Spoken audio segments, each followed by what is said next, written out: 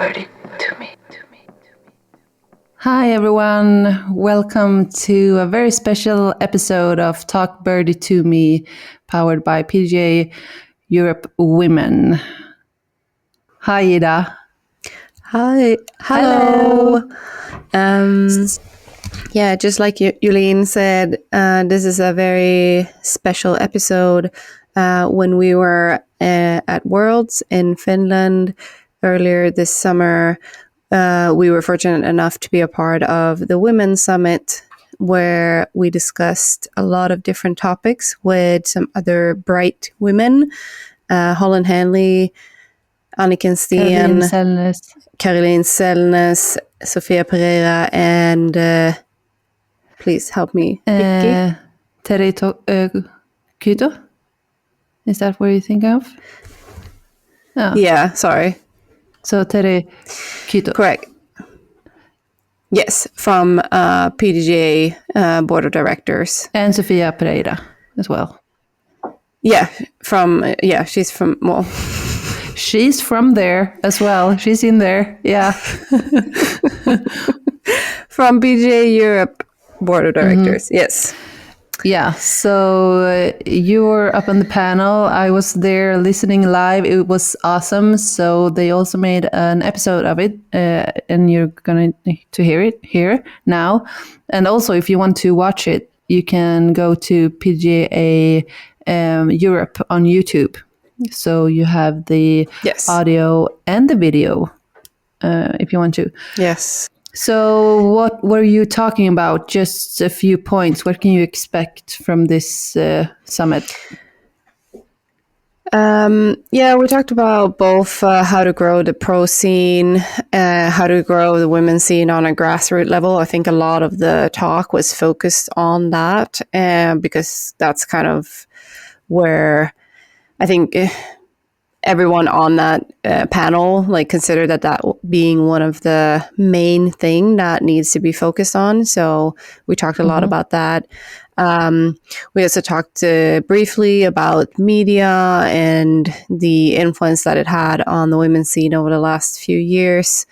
And we also talked about the PDGA Europe Women Disc Golf Festival that is happening in Bilbao later this year. So, we encourage everyone to sign up. It's the 4th to 5th October, so very soon. And Sophia talks more about that in the episode, where you can hear about different side events and just fun things that are happening during that event. Yeah, it sounds awesome. I'm sad we can't make it this year. Maybe in future. Yeah, but hopefully it will be a recurring thing, and we'll be able to travel there next year. So everyone, just enjoy this panel talk. And for our Swedish listeners, we will be back next week as usual, up and running. And yes, it will be our first Swedish episode in a very long time, it feels like. Now we're podcasters in only English, feels like. Yeah. So weird. Yeah, next week we'll be back in English, opposite. Next week we'll be back in Swedish, but then I think we'll drop another English episode later this year, maybe wrapping up the whole season. So for our English listeners, keep an eye out for that. But for now, just listen to this panel talk and enjoy.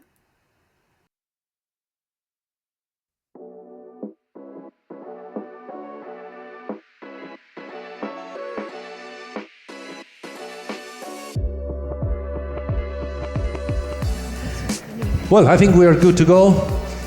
Thank you very much, ladies, especially, and gentlemen.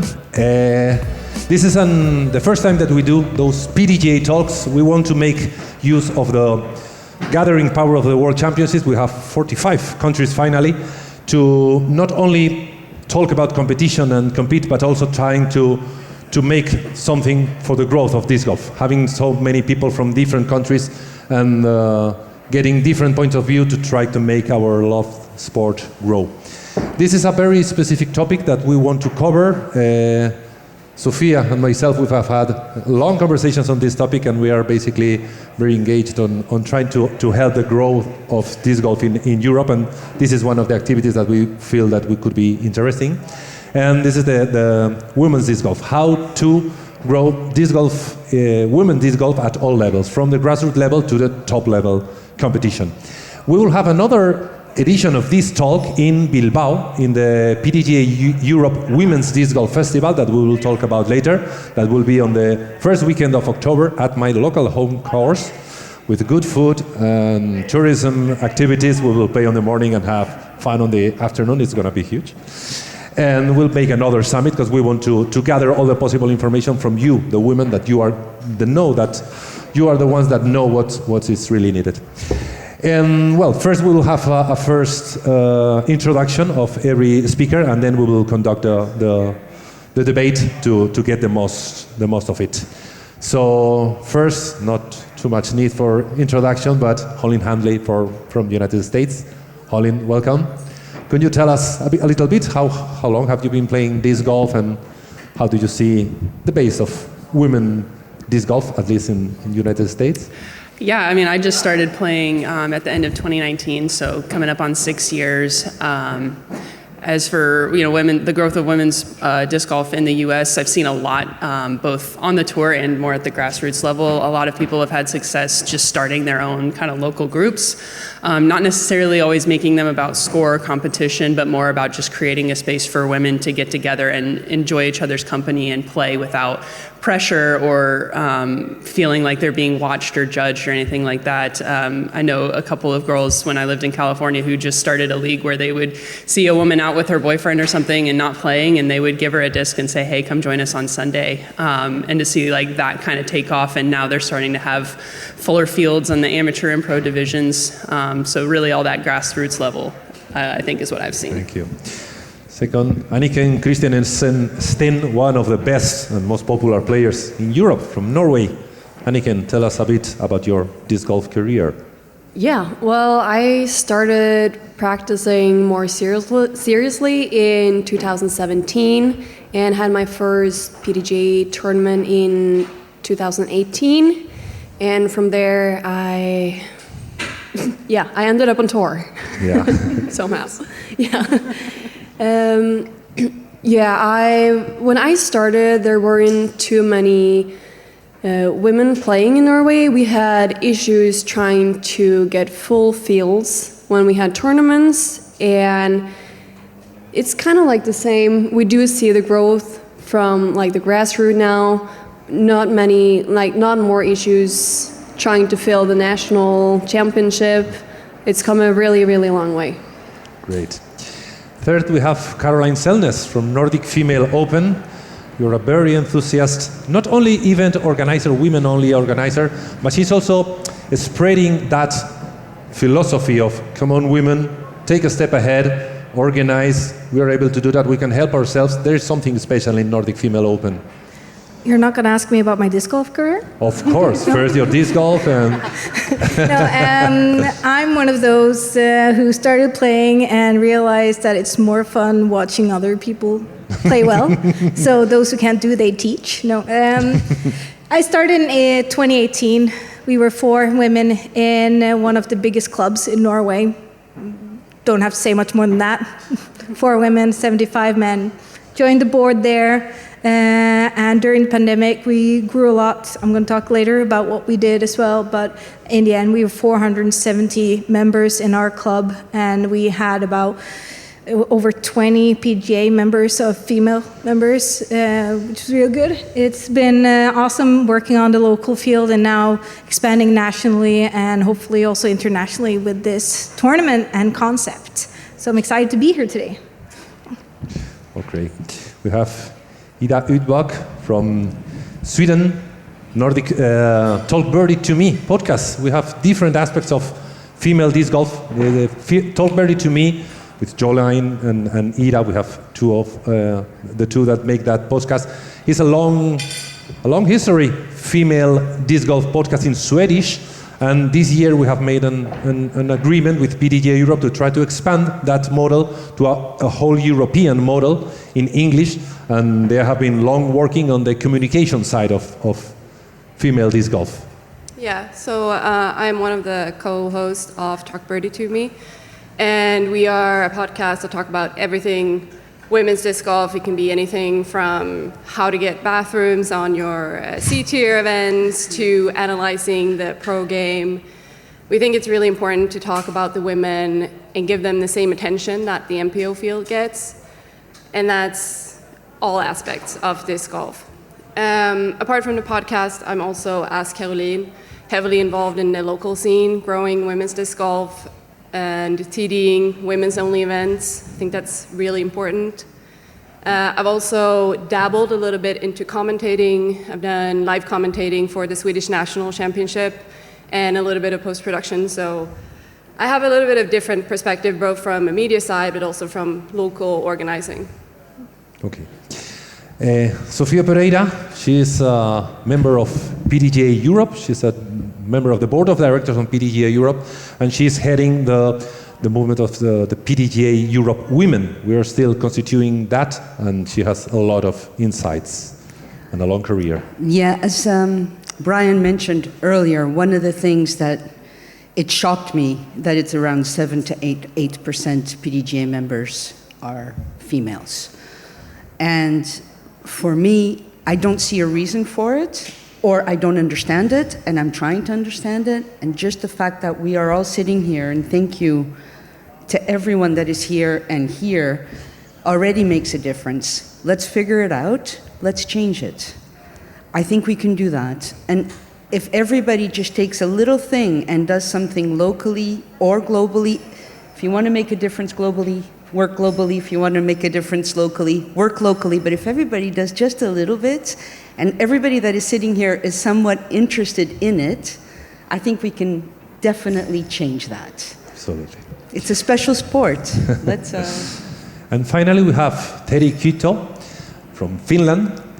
She's a member of the PDGA Global Board of Directors, and she's a member of PDGA Women Committee, and will show us insight from both sides of the Atlantic about the female topic. Thank you, Calixto.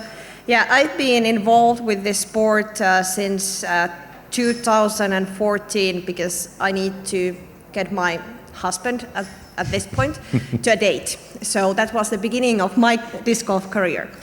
But how little I knew where it would finally end me up in the PDGA board. And I want to impact on things, and I also want to make a change. Along the years, I've been TDing a lot of events. I've been organizing women weekends where we have had some pro players teaching us techniques. And I want to, my mission is kind of like take away the obstacles that women tend to have when they are playing a new sport. You don't have to be perfect from the first round, but you can improve, and we can do it together. And why I applied for the PDGA board is that I think when being 10 years in the sport, I have both the women perspective, but I also have the European perspective that I want to get inside. And then, of course, I have a profession that may have something that I could also benefit the PDGA with my knowledge. So there were many things why I wanted to join. And every month I also take part in the Women Committee meetings where we discuss how we can improve the women's position in the professional level, but also in the amateur level. And I would say that the Women's Global event is one of the good examples where we want to bring women together, and I think we need more of that. Yeah. I would like to introduce the conversation. We always say that disc golf as a whole is like an iceberg. This is the tip of the iceberg, the beautiful tip of the iceberg. But to have a healthy sport, we need a big base for that iceberg. We need a really healthy grassroots level. We do our local events there in Spain. We try to convince women to participate. What do we need to grow the grassroots level of female disc golf? Maybe we think from our male mentality, say, okay, they want to compete. Maybe competition is not that important. Maybe there are some other aspects on competition. Maybe the social aspect has to do with it. I don't know, how do you feel? How could we make more women get involved into the disc golf as an organized event? I'm not sure how much of a competition does it mean, and how could we grow the number of women involved? I think I'll just say a quick thing and then pass on the word, because I think people can speak better about this than I can. There is also a difference from what are we measuring? Are we measuring how many women actually throw the disc, or how many women are PDGA members? And between one and the other, there is also a difference. The more women are throwing discs and then competing in PDGA sanctioned events, because that's when you think that's interesting to become a PDGA member, because even just from a recreational point of view, it's a track of the events that you've been at, how you've improved or not throughout the years, and so so just women throwing discs is one thing, being a PDGA member is another, and I'm going to pass on the word to... Yeah, I have a good example building on what you're saying there, because it's quite a big difference on throwing a disc and competing. So when I started playing in 2018, we had Trine Haugen, who is a co-founder of Nordic Female Open, who is now the grandmother of all female players in my area. She doesn't like that I say that. But she arranged Ladies' Days for the first time in 2018, and she had, 8 players or 12 players the first year, and then she doubled it next year when I joined in 2019. In 2020, I joined her on the team, and we managed to get 34 women, and the year after that, it was 40 women. Then we had to cap it at 60 the year after, and that was epic. Yeah, and that was playing disc golf, and we didn't get all of them into the weeklies. We didn't get all of them into the PGA, but we got a few. And we can see that not all men are PGA members either. So not all women need to be PGA members. But it's important to make room. So what we did, luckily, Trine has her husband in the board, I was in the board. They were really open in our area to accommodate. So they made the budgets to have the recruitment dates, but they also helped in the local tournaments with just the mindset of the play. Because we have to recognize that women do not play as quickly as men do when they first start out in the weekly. I still remember my first weekly. I was the last of T-pad every time. When I threw the disc, everyone else left before my disc had landed. And I didn't have time to see where my disc landed, so I just had to go and get my backpack and run after the guys.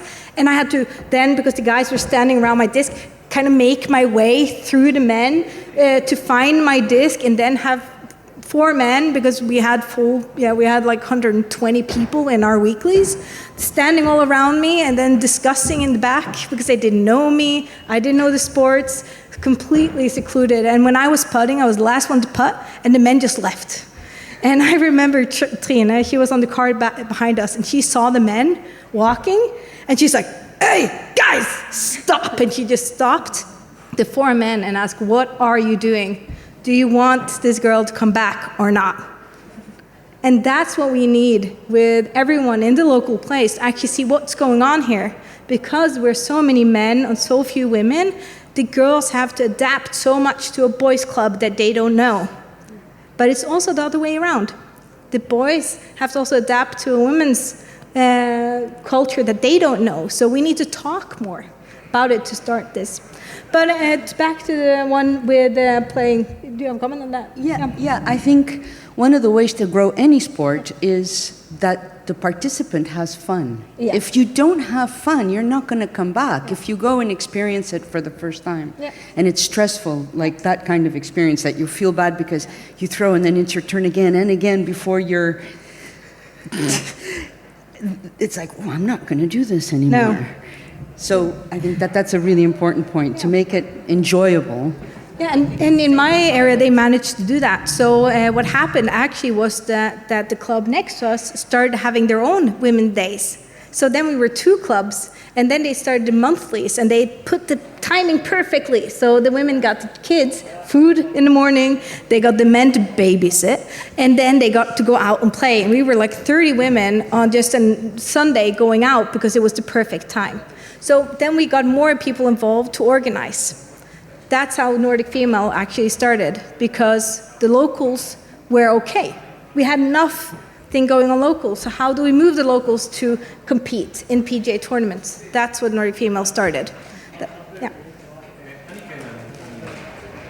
Again, and Holly, how was your experience coming from an average amateur woman playing disc golf for the first time to become a full-time pro player?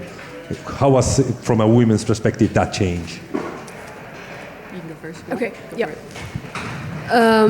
Well, so to start off, like in Norway, we'd never had like amateur level. When you started to compete back then, you went straight into playing pro. Not that it kind of meant that much to me at that point. It was still like, that was what it was. I didn't know anything else. But of course, at that time, when I started playing, we played always from the men's T-pass. There were no FPO layouts at all. You always had to play the layup game. The layup game. And that also made the game less interesting to me. Of course, I was challenged by the way that I wanted to throw as far as the men's. I see that today it's not as possible as what I thought back then. But when I was able to get into like the Pro Tour and I saw that we had actually FPO layout, it was easier to get birdies. It was more fun to play overall. And I also think that makes it more interesting for also spectators to see actual like shots where we can reach the basket and not just lay up for par on every single hole. Yeah, no, that's great. I mean, when I was getting started, I think the biggest challenge was just having full divisions, and it's kind of like a self-perpetuating problem. So you'll go to sign up, you'll see there's nobody signed up, and so you don't sign up. I felt like that happened a lot. And the way that it got better was just like kind of communicating, like the women communicating amongst each other of just like, let's get together and play. And then you have kind of a regular group, and then we can kind of everybody be like, hey, we're all going to go play this C tier or this B tier. And then when you see women are signed, you see there's already 3 or 4 signed up, you're more likely to actually go and sign up. So I think like really we as women kind of have to spearhead it a little bit. I think also, an effort that I've made while on tour is like offering clinics and offering lessons. And I've found that women are more likely to come to my clinic because I'm a woman teaching it, and it's a lot less intimidating than if one of the male players teaches it. So I think, like you said, like you guys leading the charge in your local areas, I think is really, really powerful. I think it's more welcoming and just a little bit less intimidating. And then when the women see that, like, oh, actually, the men in the sport aren't intimidating at all, and maybe they feel a little more comfortable kind of being a little more proactive themselves. Yeah, just to tag on to what the story Caroline told us about her first experience playing in a league. That's really horrible. I'm sure you're not the only woman who has had that experience. But that's why I think it's really important to create spaces for women where they can be just the women, because that's how you get women to be comfortable in the sport and to create a community where they have friends, where they want to come back, where they want to play more.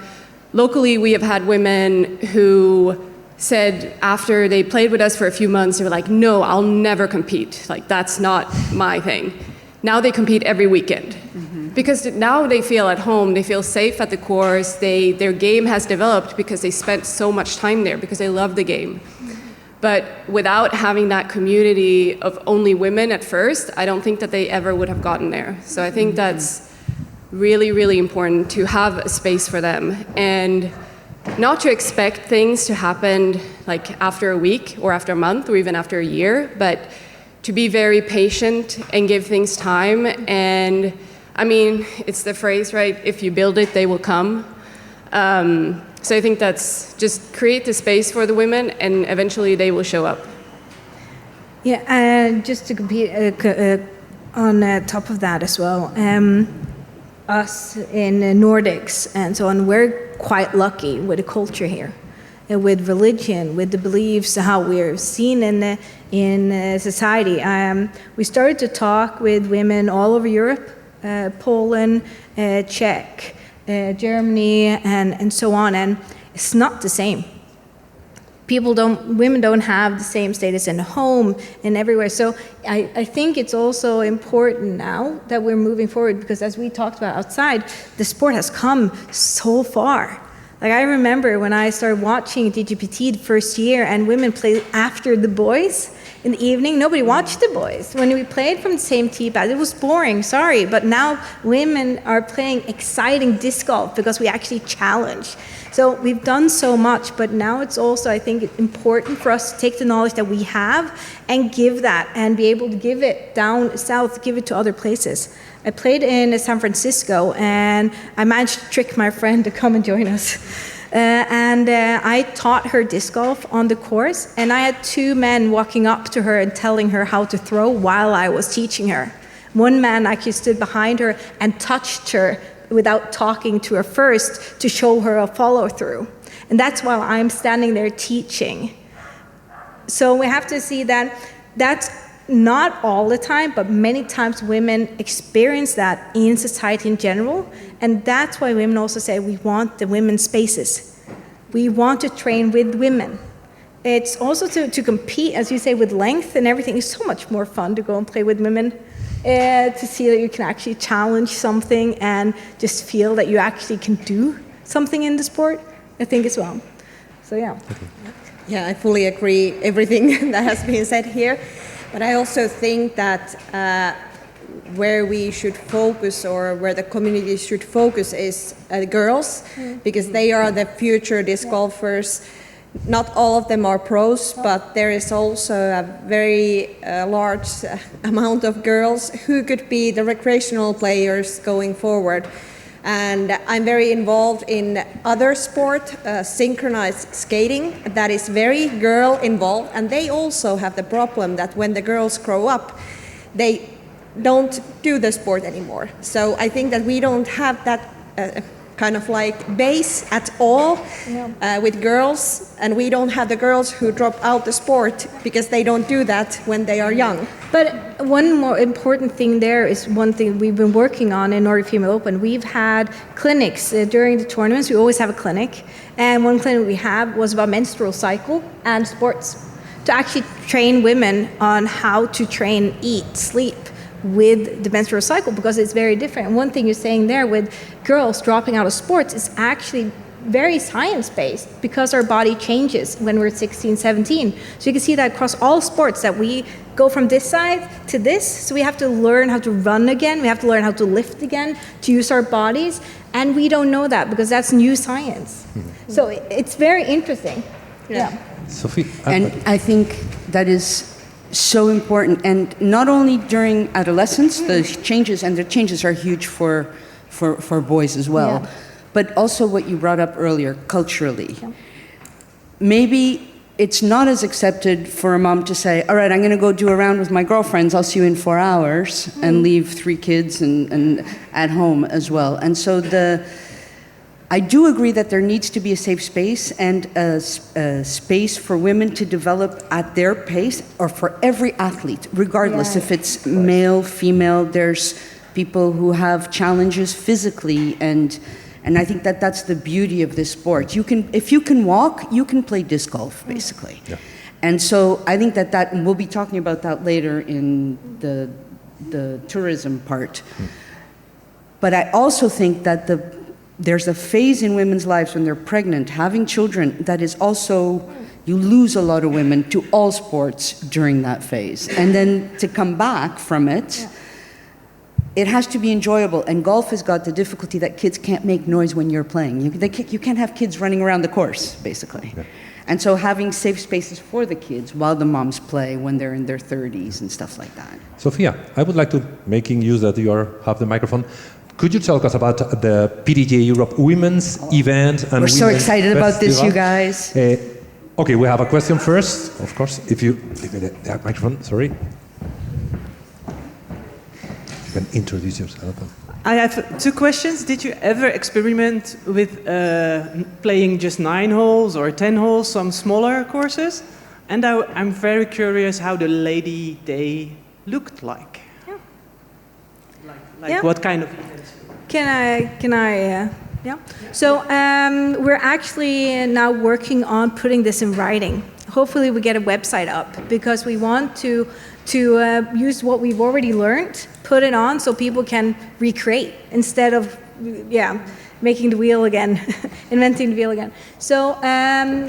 First off, it depends, when you're doing it, it depends on how many women. Do you have women playing? Do you have different levels? But one thing that we saw is that we basically get in around 11 o'clock is a good time for women. We get them together first for a start, and then we split up into groups where we have training in putting, and backhand, forehand driving, and last we had also what's called again, inspill. Upshots. Yeah, upshots. So you have training that you have like 20, 30 minutes on each. And then we had a doubles where we had people who have played a lot before, matching with people who haven't played, and alternate. And they also did like shorter courses and so on. It's not a tournament in per se, it's to learn how to play the sport with the rules, kind of. And then we also got prizes up. So for the winners, but we also, what works well with women, I feel when there's a lot of prizes often we can get for women because men, you guys want us here and we're so grateful. And if it wasn't for the men in this sport, we wouldn't be playing either. So yeah, but to reward, just pick out winners and so on gives a community feeling with the women. So that's really helped. But what we've done in Nordic Female Open is that we have 3 days but 2 playing days. But we only do 1 round each day, and then we do a 9-hole final, just for the open cards, just for FPO, FP40, FP50, and FA1. So the rest of us can go and watch good disc golf. So we can actually watch other women play.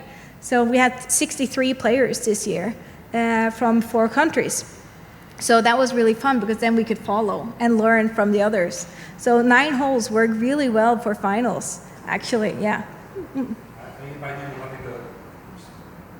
I invited you having the screen. We are checking Facebook of Nordic Female Open, but of course feel free to search for Nordic Female Open. There's a lot of interesting information, so check that out. I was going to ask, sorry, Ida. No, I was just going to add to Caroline. We've done similar, we have weekly clinics for women in our local club, and we structure it so we have 1 hour of clinic where usually one of us more experienced players, I mean, we're not pros in any way, but we know how to throw. So we teach the new players, and we have specific focuses every week, like backhand or the X step or just one small thing that we usually focus on, and then we go out and we play 9 holes together. And usually we don't score, we play a shorter layout, and it's just so you can practice what you've been working on during the clinic, and it's a lot of fun. And of course, here you have the Instagram of Talk Birdie to Me. You can follow them on all the platforms of podcast platforms, and of course, check out Talk Birdie to Me on Instagram. And before we talk about the festival, I also think that it's important when you start. So I have the issue that I also developed disc golf in Portugal, and it's a small community. I mean, 4 years ago we had 1 9-hole course, and now we have 8 courses. The number of women that are participating, they're distributed all over the country, so weekly leagues or it's difficult to get the numbers. And so it is super important for the whole community to be vested into this so that when you do go out and play, because 90% of my rounds are with men or with kids or with whatever. And so the flexibility of being able to almost mentally focus on your game if you are a competitive player, while there's a huge amount of difference in what is on the card. And having that flexibility and being able to enjoy it is super important as well. And I think everybody can own that in a way, especially in the smaller developing countries where you just don't have the numbers. Yeah. Okay, so let's skip, also Terry and Sofia, let's skip to that European women's event and global women's event. You know that in the month of September we have one year is the global event and another year is the European event. In this year we have expanded the European women's event from one weekend to the 4 weekends of September. It will be a series of events that are going to be sanctioned, and there will be like an overall classification on the writing of the rounds. But the basic idea is that the spirit of those events is very inclusive with women-friendly extra activities, those female-to-female camps or activities.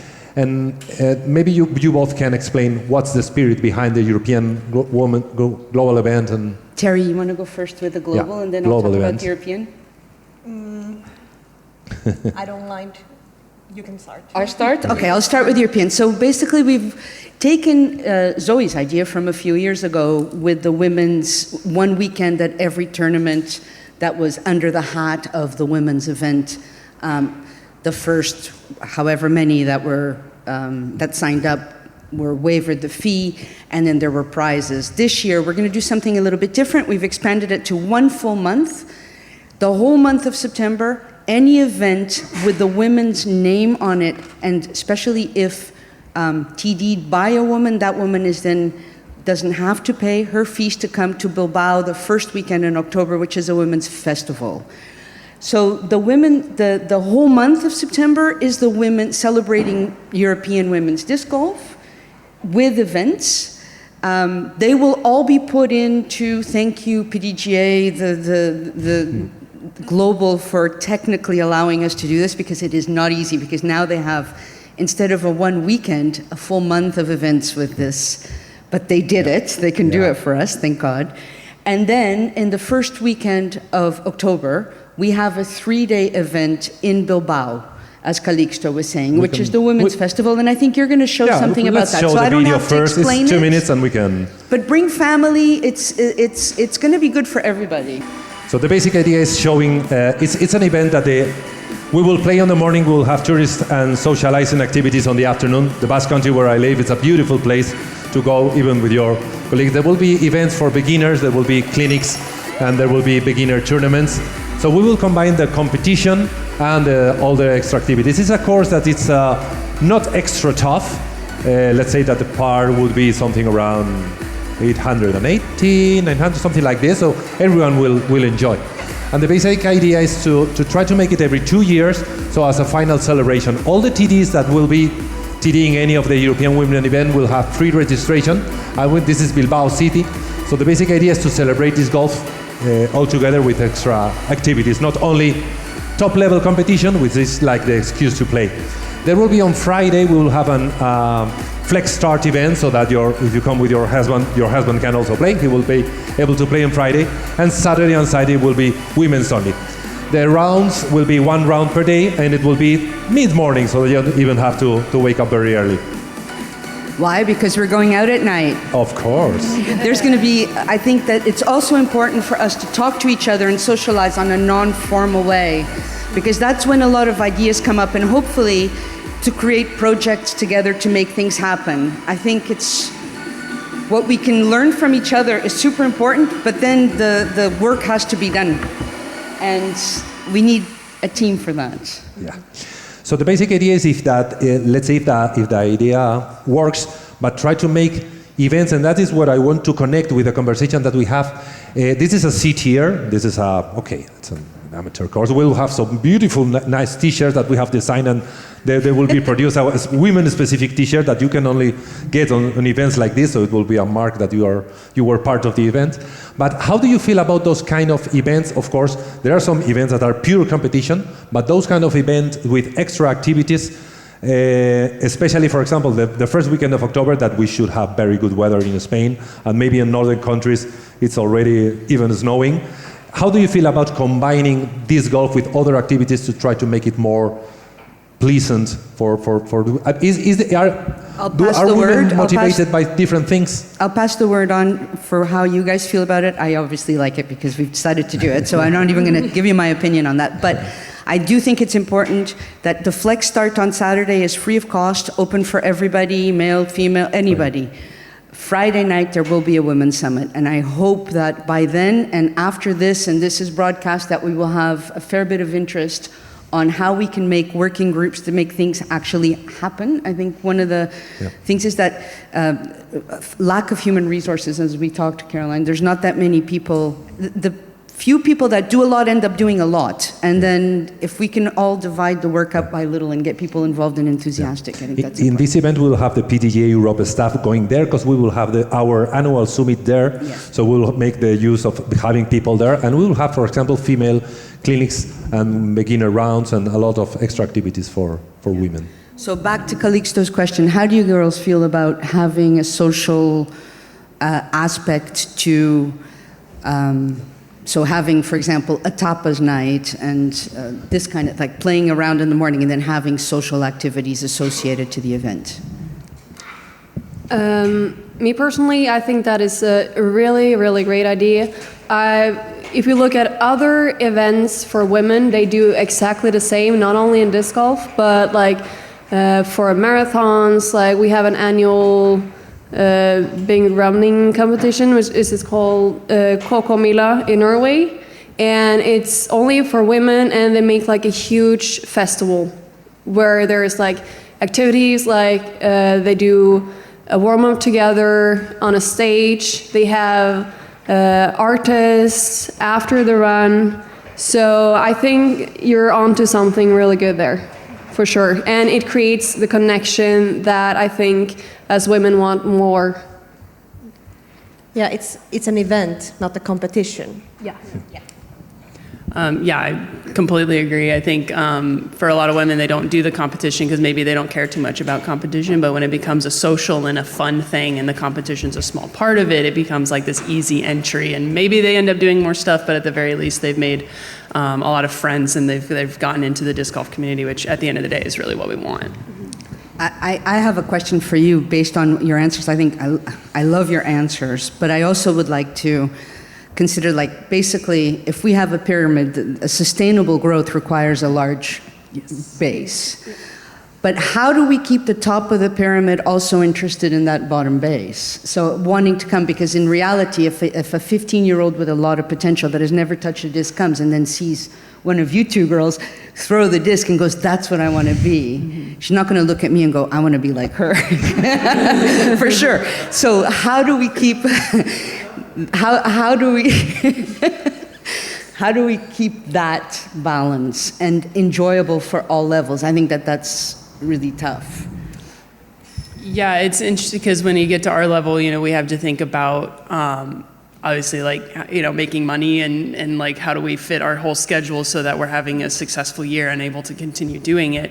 I think the model that we do with U.S. Women's, where we have it as a major, but then we also have all of those other levels there, is really great because I get a ton of interaction with the junior players and with the amateur players. So I think it's hard to have a big pro event. That's a lot of work and a lot of money that goes into it. But I think if there's a big incentive for us to come play and be competitive. And then if there's also opportunity for us to kind of view it as like giving back and helping to promote that growth. I think a lot of the top female players want to do that. So if there's opportunities for us to interact with fans or to teach clinics, but then also have good competition, I think you would get more top level players there. Okay.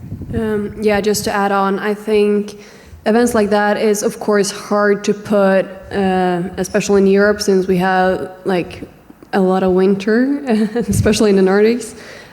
If you put like the schedule, it has to like be more on the off-season side for most of us.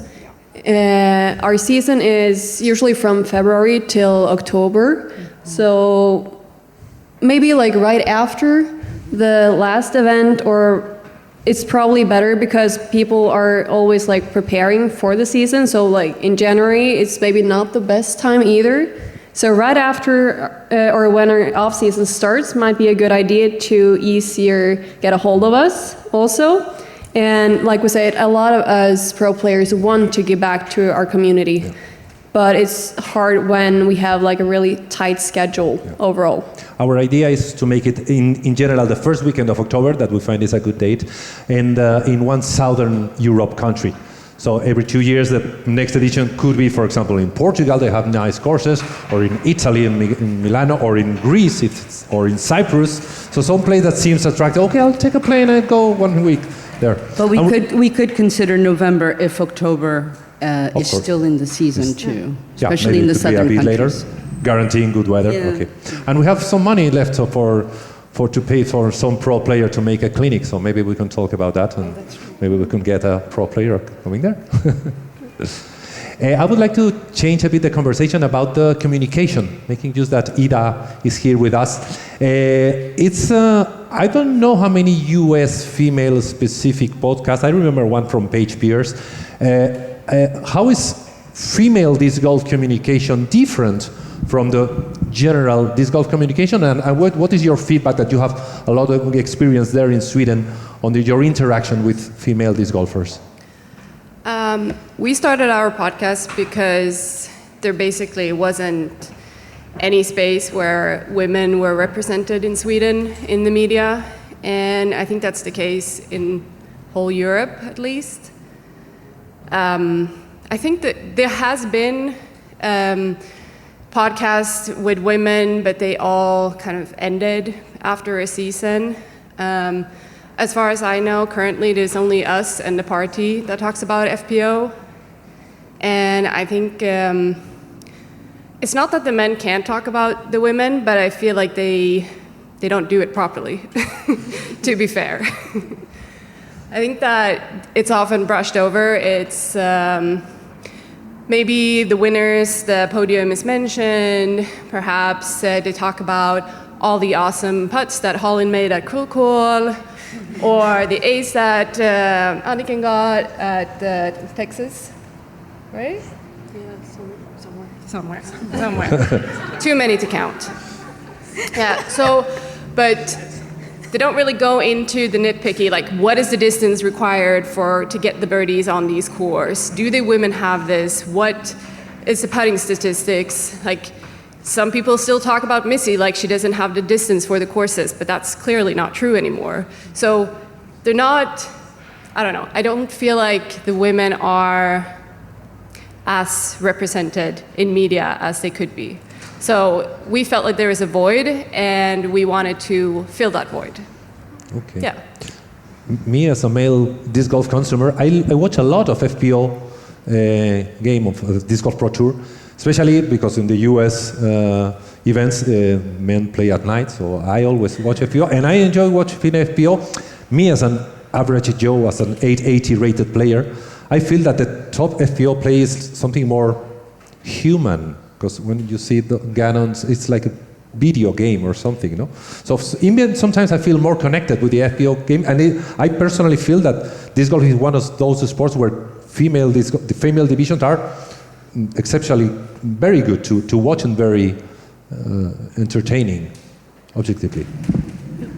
I agree, 100%. And the guys in Portugal that are starting off and their first event is like 750 and then they start to go up. They watch FPO way more than MPO because that's where they actually learn, because the other one is just unreachable. It's something like, okay, I'm never going to throw that. So I think in FPO, and it has become a lot better, the coverage of FPO in the pro tours. I think it's the filming and it was when I started watching 4 years ago, sometimes there was no FPO coverage. Mm-hmm. Yeah, I mean, I should mention I specifically talk about podcasts. Yeah. I think the Pro Tour has done a lot for the FPO field in the coverage. I mean, I remember when the live coverage started and we watched these blurry pictures on DGN, and the women didn't even get the full round because they started playing before, and then the men started playing, so they switched over, and didn't really work well, but then as they committed to cover the FPO completely, and now recently, the last years, when Jomis also does the post-production and everything is like gathered under the same umbrella and it's very easily accessible, I mean, that is making a ton of difference for sure. Yeah. I also want to give some credits to those who interview us at the Pro Tour, because I think they're doing a really good job at asking the same type of questions, whether you're a woman or a man, because we see that in a lot of sports, the women are not treated the same at the interviewing booth, and I think they should get credits for that.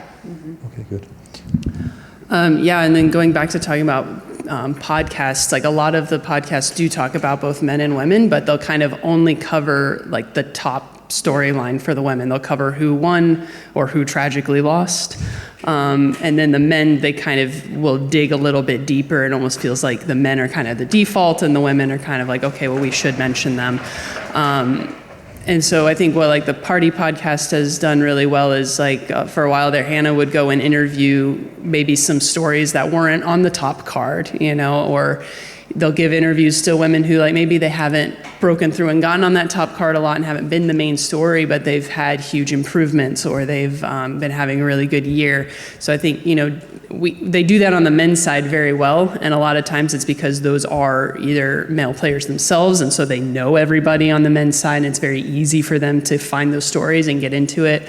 And it's a little harder for them to like cross that divide and come talk to the women. And many of them want to do it, but they don't necessarily know how to do it. Like there have been times where, you know, Missy or I have gone on like Tour Life and they're shocked at how competitive Missy actually is. Like they just don't have the knowledge of our personalities and how deep and interesting the FPO field actually is. So I think, you know, something on the media side we can do is continue to dig into more of the personalities of not just the top 5 players, but of that next couple tiers of players, because there's a lot of great storylines going in there.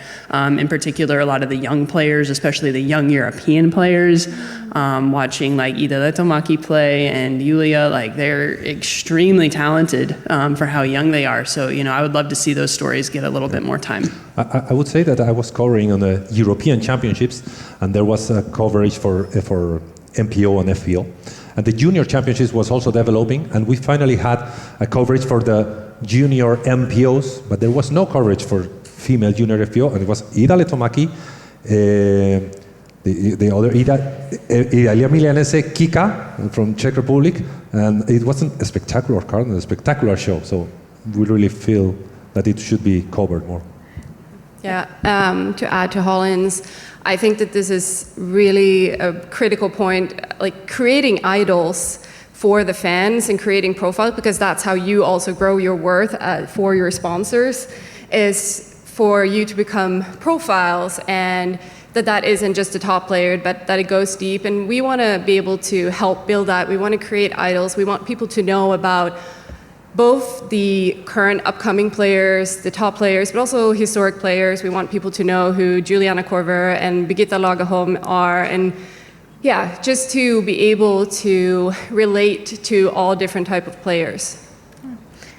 And I just want to turn the conversation a bit, because I completely agree with everything that is saying here. And I think it's amazing that we get podcasts like you guys, and also that PDGA Europe actually supports, so we can have an English version as well, which kind of breaks the glass ceiling a bit, that we come through with our voices. It's a start, and it's really good. But I also have to say that men cannot be women.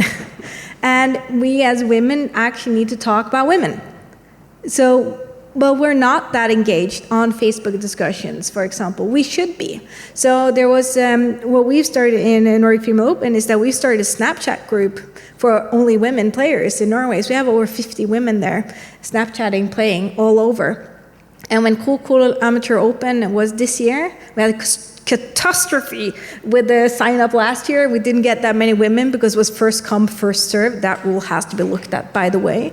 But here in the Snapchat group, we started early in the day. We're like, okay, who's signing up? It's at 7. Are you girls ready? And then we got to start the conversation. How's the course? Who are we traveling with? Where are you sleeping? How is to get there? Because us women, we behave differently than men. When we sign up for something, we know how to get there. We know where we're sleeping. We know who we're playing with. But if we don't know if they get a place, we do not sign up. Like you said, if there's not anyone we know, that's why we need to create these communities and be able to play. So, and we have to, as women, talk. We have to create spaces for women to get those conversations in. And we have to also look at, me and Sophia talked a bit about this, how can we give more back to the boys who give places for women?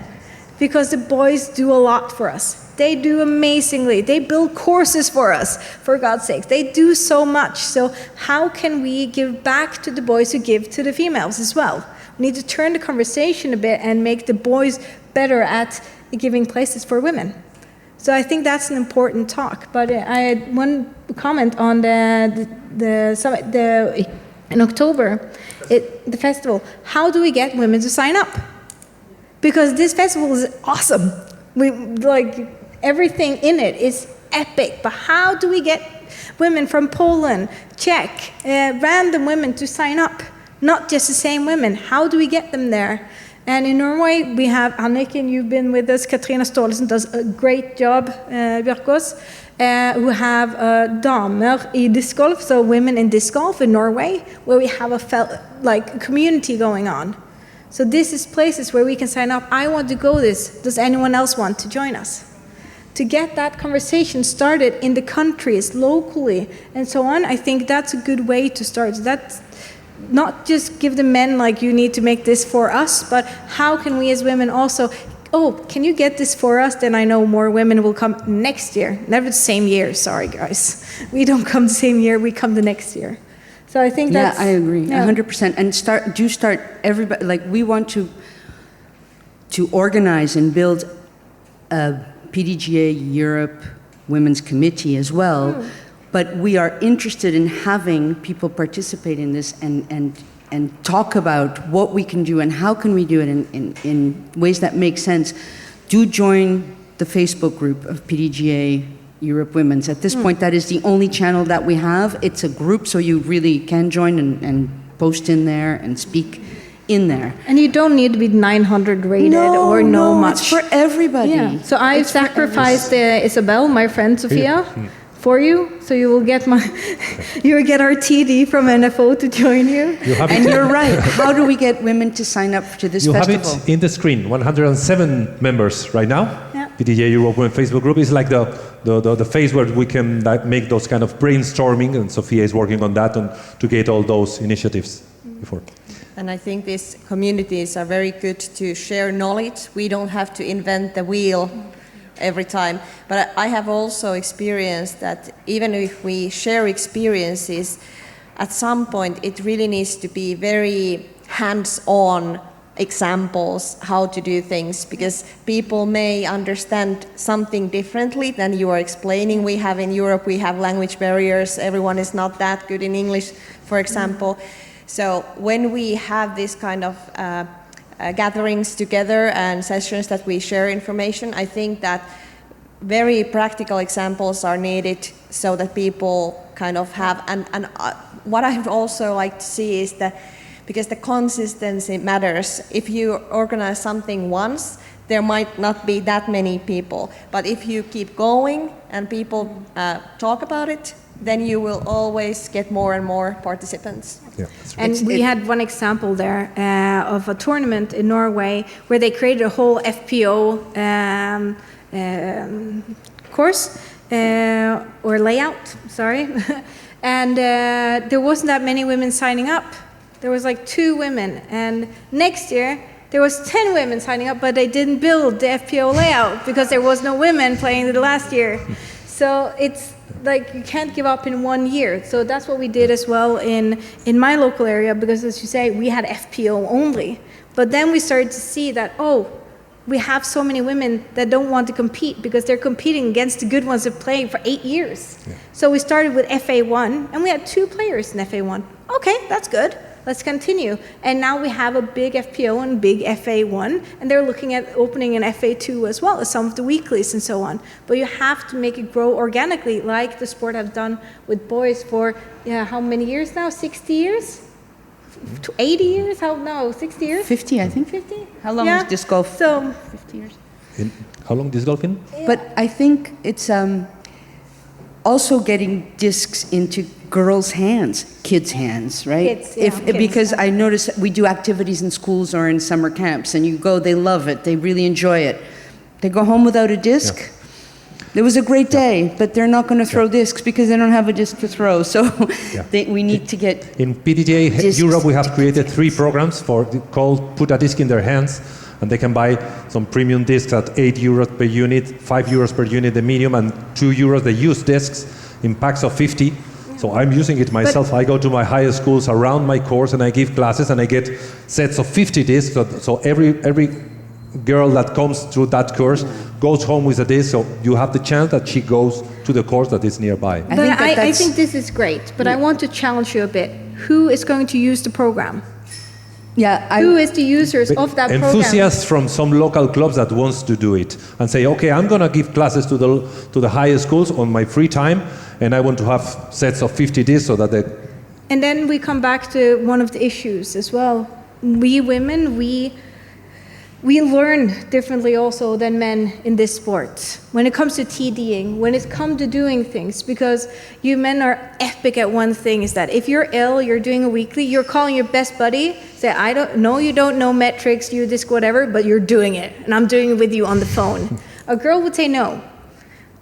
So to get a program, yes, but how do you do it? As you say, we take things differently, and many of the women who does things, they do it alone, and they do it for so long until they're sick of it.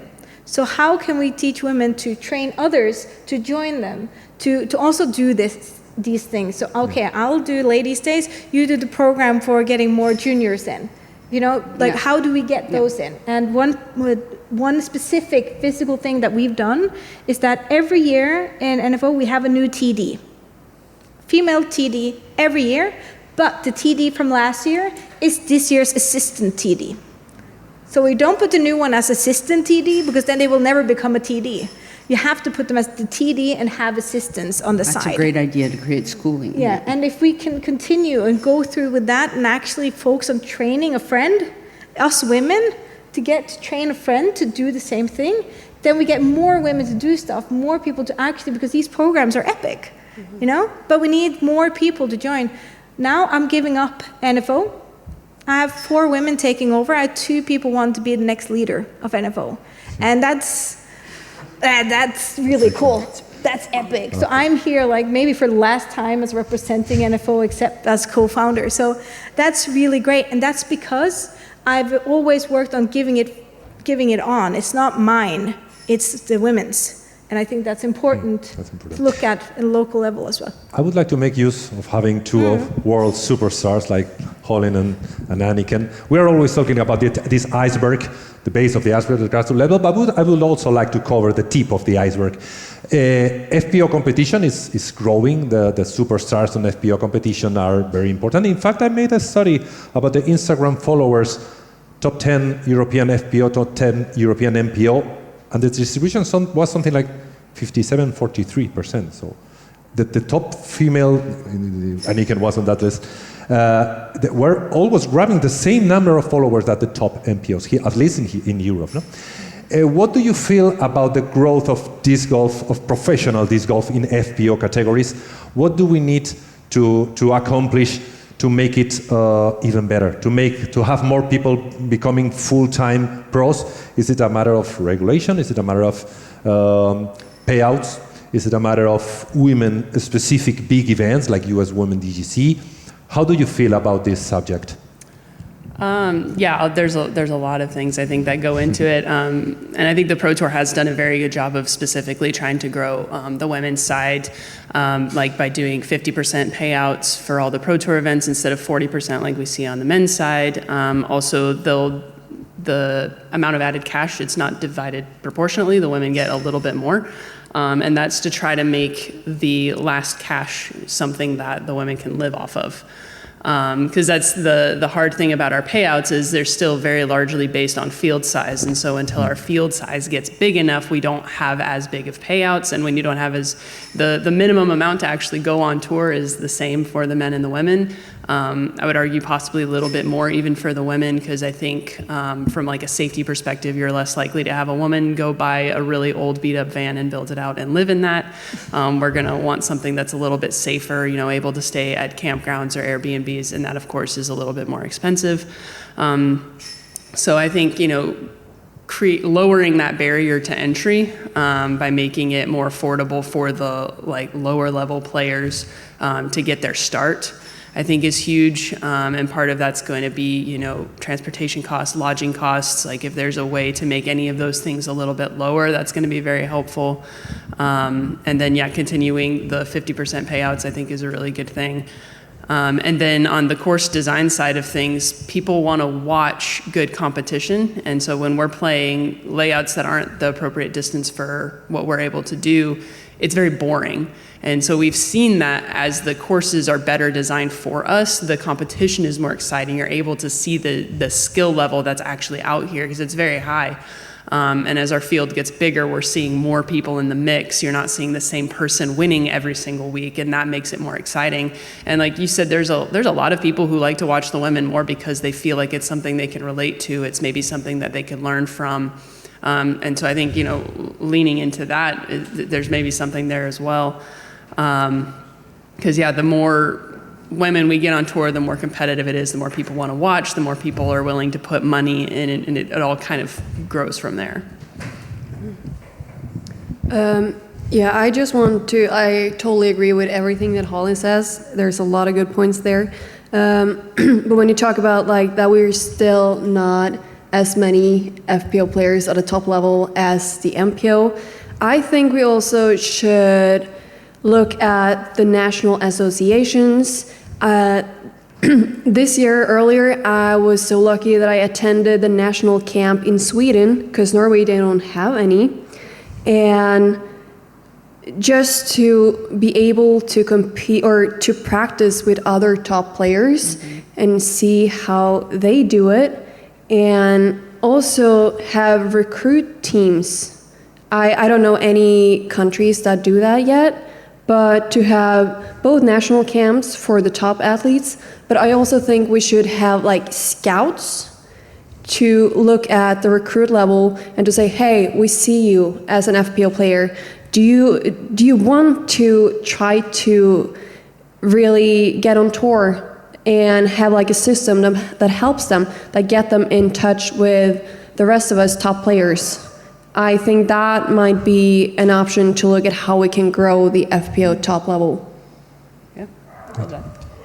Yeah, I think also on top of that, disc golf is a very young sport. And I think most of the money that it is in the sport comes from the sport. The players are sponsored by the disc golf brands.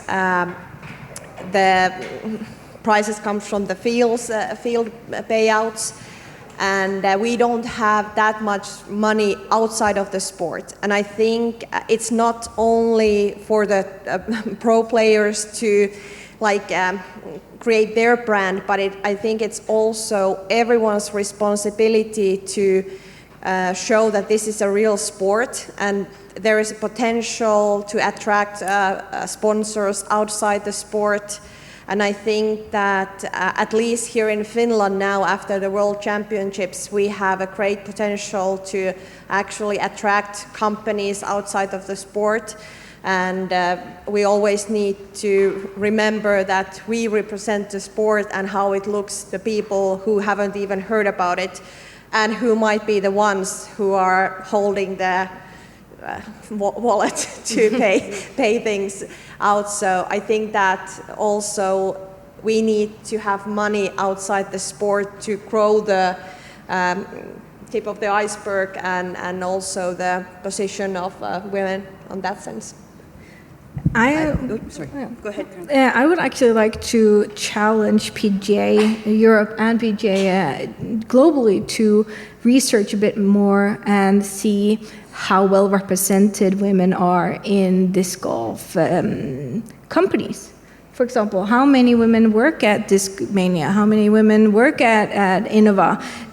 How much is the pay difference between the players who are sponsored by the different ones to see if it's actually is equal based on, even if it is the brand of the player, is someone, like, how is it actually? Just to do the research.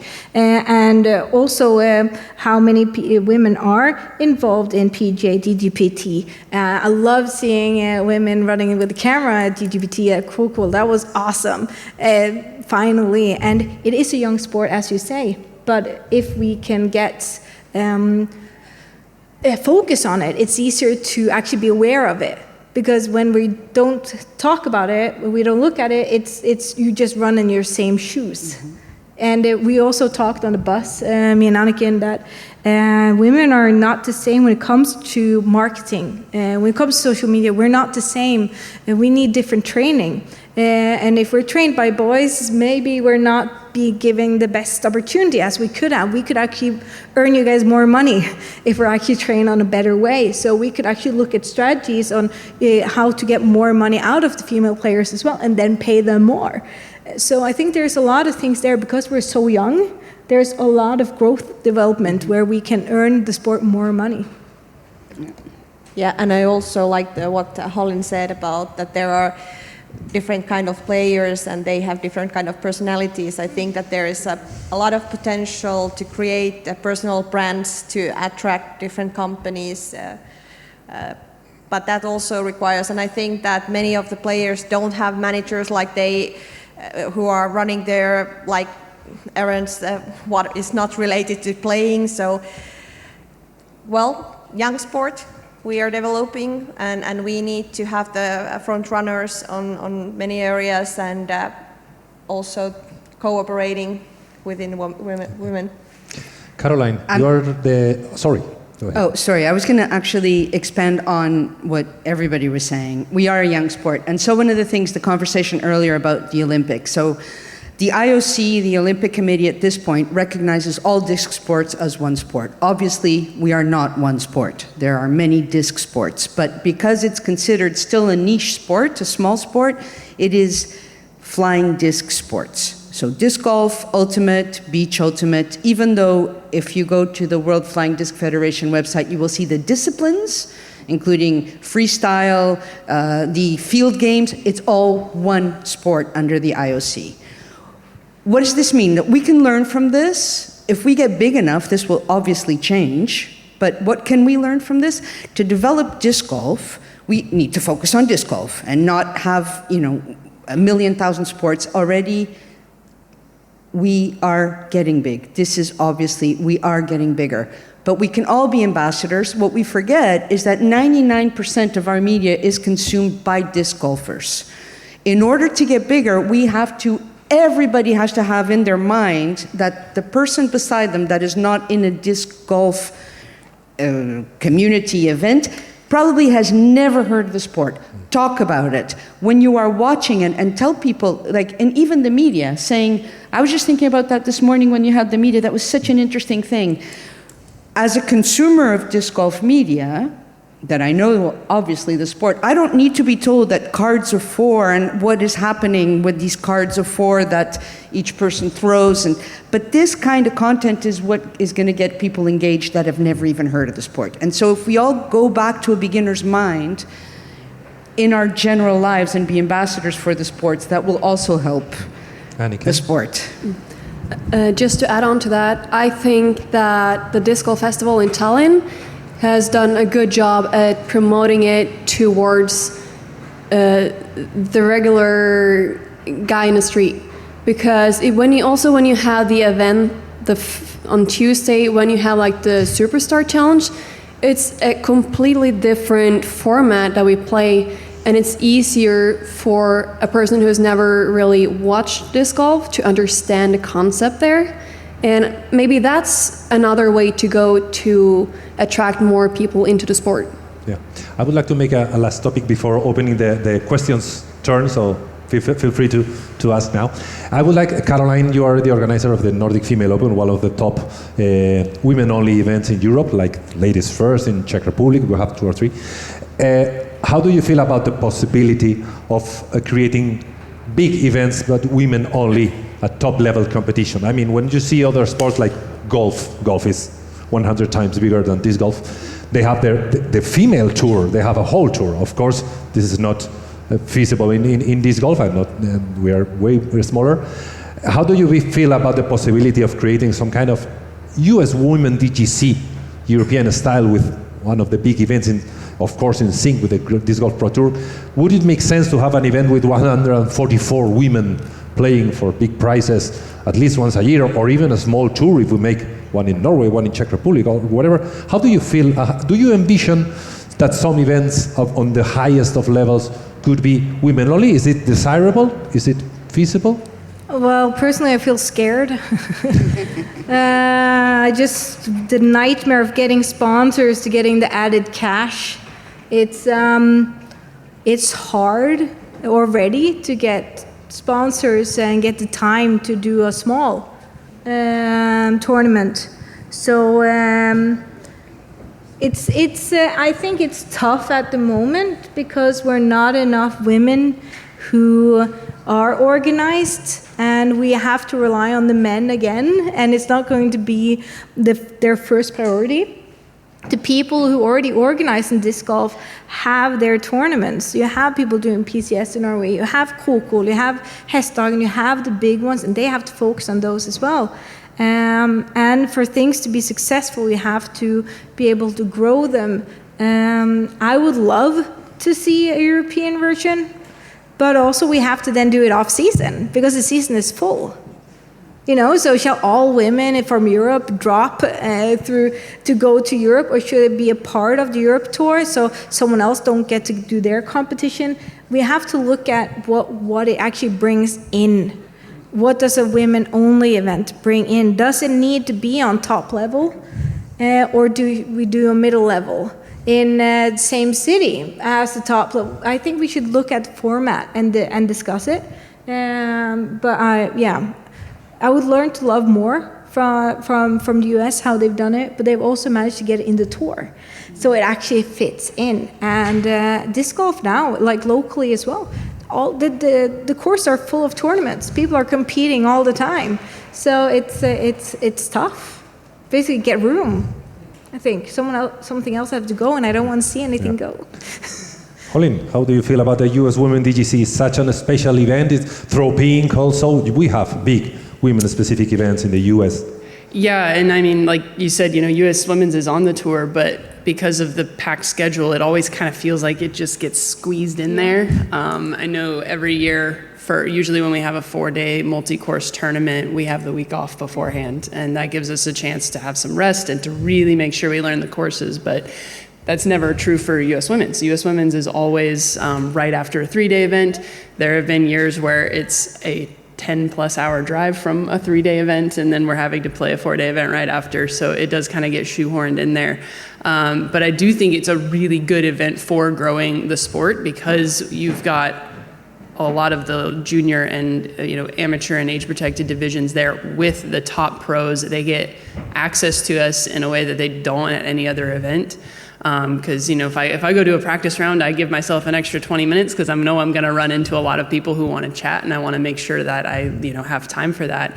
And I think that gets when women get so excited for those events because of that interaction with the pro players and because of all of the extracurriculars that are around it. So I think it's a fantastic idea. But like you said, that's so hard to schedule because U.S. Women's has been around for a very long time. And then there's also that debate of, should U.S. Women's be the major? Should Throw Pink be the major? Should we have 5 majors?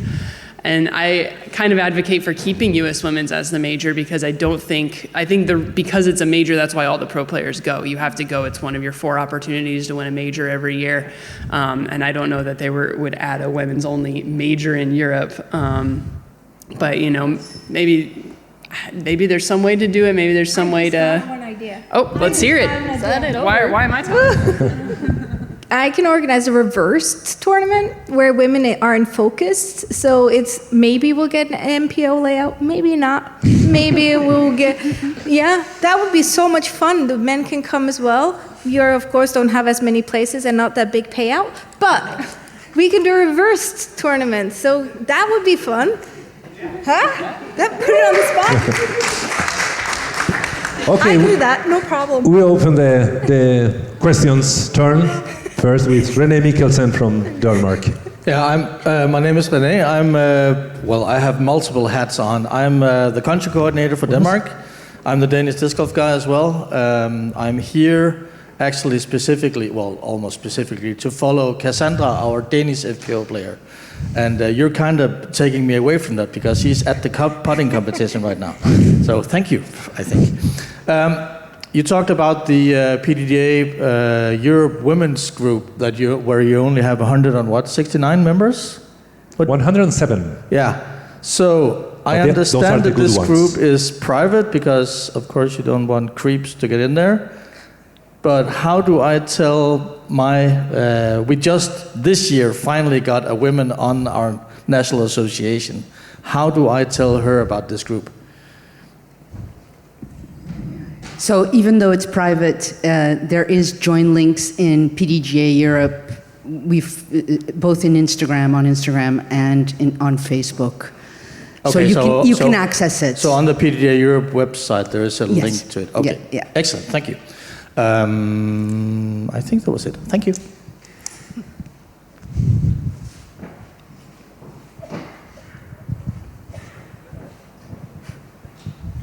First of all, I want to say thank you so much for a spectacular thing to listen to, and thanks to you guys for being such good role models. I wanted to ask, because I know there's plenty of clubs in Norway that want to build a bigger female field, and they feel that they've tried, but they've kind of run out of options. Maybe they didn't think of too many, but are there a place for resources for also male-based clubs, I guess, that can get advice to how to build a better FPO club? At the moment, I don't know if PGA have their own thing that's for women, but we're working on NFO to not just be a tournament. That's why we got new resources in. So hopefully we will get people join a one disc challenge and get some money in so we can start an ambassador program where we want women who are already playing to volunteer their time for boards that don't have women in them. So they can actually be like a mentor, a female mentor into men clubs to help them. We also want to help create standardized ladies' days and so on. Also challenged Sophia here to see if we can create like a certification of what is a woman-friendly tournament, and maybe they can apply for scholarship for the whole tournament, if they not just the women but for the men as well. You know, all of these things. So there's too little. But what I can say, if you know anyone right now that needs help with layouts or something, please contact us, and we're more like, we would love to join. The TD this year created an epic layout for the amateur level. It's called the Pink Layout at Hesthagen, and it was so much fun. Like if you played on par, it was 880 rated, which was fun for an FA4 player.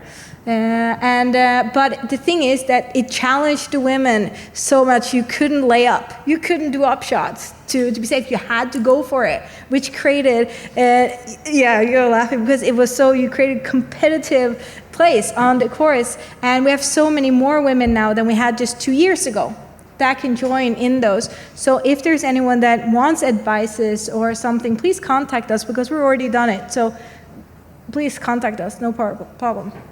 I know that the Swedish National Association did a survey a few years ago, and they put that all together with a lot of good ideas of how to improve the women's field and how to promote women's disc golf. So I'm sure there can be some collaboration of getting a hold of that.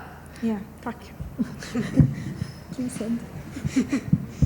And just a quick add-on here that we in the Women's Committee, we have an initiative to create a checklist for TDs, how to create a women-friendly event. So that is ongoing, and hopefully we will get something out really soon to be in your use.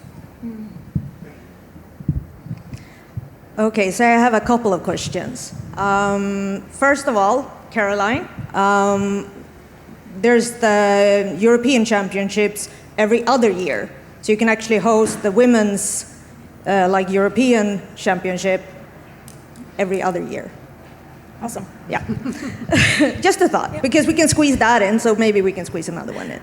I think I have some meetings here during this tournament to talk to some people about this. I think so, yeah. And also I wanted to touch a little bit on the subject that especially Holland talked about with the field and the field sizes. Because taking this, for example, Worlds here, I know that, especially from Sweden, there are a lot of good players that are around 900 rated that are not here because the spaces went out. There weren't enough places for us to register. And looking at the fields and the field sizes, the FPO is 44% of the field here. And I think actually it could easily be 50-50. Having two courses would have actually given us the opportunity to have MPO playing one course and FPO playing one course, kind of. Is it like that in the US as well, going on tour? Is there too few places for FPO to register? Is it a panic kind of to push the buttons? Yeah, I mean, my first year on tour, I didn't have a tour card, so I did have to do the tiered registration and try to get in there really quick. I find for the earlier tournaments, because there's just less daylight, they have to restrict the field sizes a little bit more, so it'll be 44 or so spots, and then a lot of times the later, in the summer, they'll have more spots, and we usually don't end up actually filling up tour spots at all of our events, and so they end up giving those extra spots back to the men. I do think that that the pool system that we use at Worlds is something we could use at other multi-course events where you have the top half of the men and women play one course while the bottom half play the other, and then you shuffle after 2 rounds. I do think that's probably the best way to expand field sizes, because I know there's usually, if you look at the wait list for Pro Tour events, there's maybe 1 or 2 women on the wait list, and then you'll have 20 men on the wait list, so it doesn't really feel fair to take more spots away from the men. I think we need to create more spots overall, and I think those multi-course events are probably the best place to do it. Yeah. So also to answer your question, I think partially the issue here in this particular event, because of the global representation, there's a lot of MPO players that are the only participant representing a certain country. Yeah, just to comment on field sizes, I mean, because what you're saying, we have a smaller field, which means that the FPO lead card is going out at 9:30 in the morning, and the consequence, and at the same time, the fan zone for the fans doesn't open until 11. So the consequence is that the women get less attention. There's less opportunity for the fans to be impressed and admire the FPO play unless you follow the card. Yeah, I just really wish that there was a breakfast club for watching the FPO lead card, and I think that's just a missed opportunity and a consequence of the smaller field size. Yeah. And I have one comment though. I actually would like to challenge the 50-50, because the whole sign-up deal, as we talked about a bit earlier, women do behave differently generally. So we should look at PGA rules and how they do with first come, first serve, and so on. It's built by men for men, not on purpose to include women. It's just it works for men, but it doesn't work for women the same way. And I don't think there's any harm on stating that it should be 50-50 in the start and give a week or something for women to take the places and then give them up. If you know what I mean, something should be done there to give women a chance to be women that we don't have to turn to a male culture to actually fit into this sport, but we can actually make the sport ours as well. And then, yeah. Thank you. Well, but 90 the fan minutes. zone should open before. 90 minutes have passed, and it seems like we have just scratched the surface. I would like to thank Holin, Anniken, Caroline, Ida, Sofia, Terry, all of you there in the other side. I feel that it's an excellent idea. I'm very proud of the work that PDGA Global and PDGA Europe women's committees are doing on the growth of the sport. And I feel that we need more activities like this to really hear the women point of view. Maybe we think that we assume that we know what's going on and we don't really know. So I hope that it's not the last one. At least we will have another one in Bilbao. And I hope that this kind of open forums and debates can be repeated in more big events to have this golf where we want it to be, both in male and in female divisions. Thank you very much again, and a big applause for our speakers.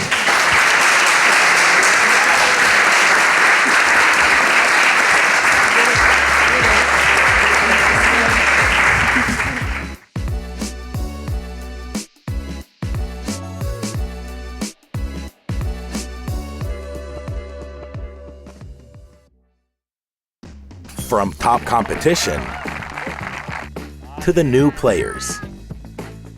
From supporting women to funding new courses. PDGA Europe is much more than competition. Visit pdga.com/join and grow the sport. PDGA Europe.